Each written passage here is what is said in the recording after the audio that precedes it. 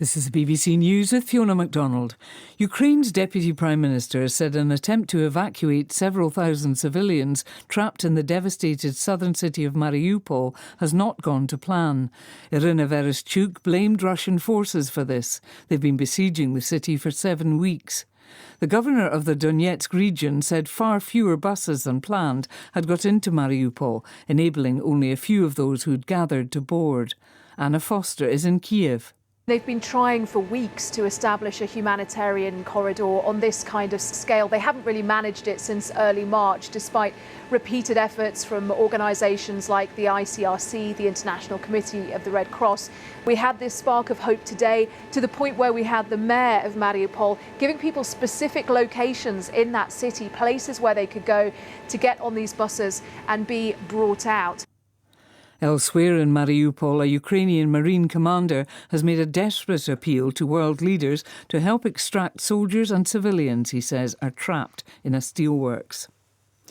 Russia says it's conducted a successful test flight of a new intercontinental ballistic missile known as Sarmat. President Putin said it would make those who seek to threaten Russia think twice. Steve Rosenberg reports. Western analysts call it Satan II. Believed to be capable of carrying 10 heavy warheads, it's been in development for years. But its test launch now, at a time of ongoing hostilities in Ukraine, comes with a message to those opposing Russia. And the Kremlin didn't hide that.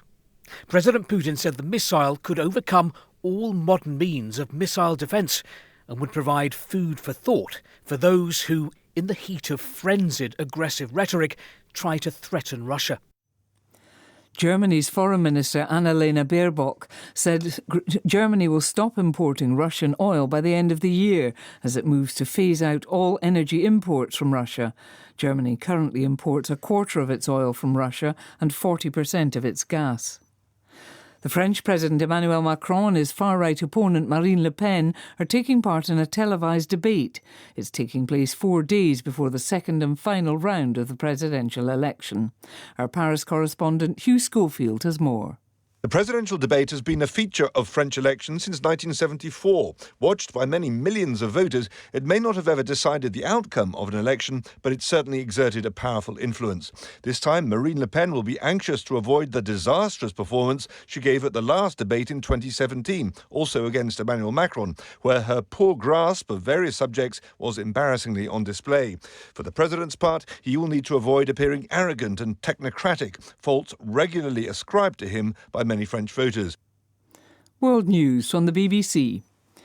The Russian embassy in the Ethiopian capital Addis Ababa has denied rumours it was enlisting soldiers there after dozens of Ethiopians were spotted outside its premises carrying personal documents. A Russian spokesperson claimed the Ethiopians were there to express their support for Russia. He denied there had been any recruitment drive going on. The US tech giant Google has announced that it will build its first product development centre in Africa, in the Kenyan capital Nairobi. The managing director for Google in Africa said that his company was committed to accelerating Africa's digital transformation. Richard Hamilton reports. The California-based firm said that by the end of this decade, the African continent would have 800 million internet users and a third of the world's youth population, making it extremely attractive for investment. In 2018, Google announced that it would plough $1 billion into various tech projects in Africa. The company will be recruiting engineers, product managers, user experience designers, and researchers for the new centre. Israeli police have blocked far-right nationalists from marching in the Muslim quarter of Jerusalem. The Israeli nationalists were stopped from reaching Damascus Gate. But a far-right politician has said that he will remain overnight outside the old city in protest at a government order barring him from the area.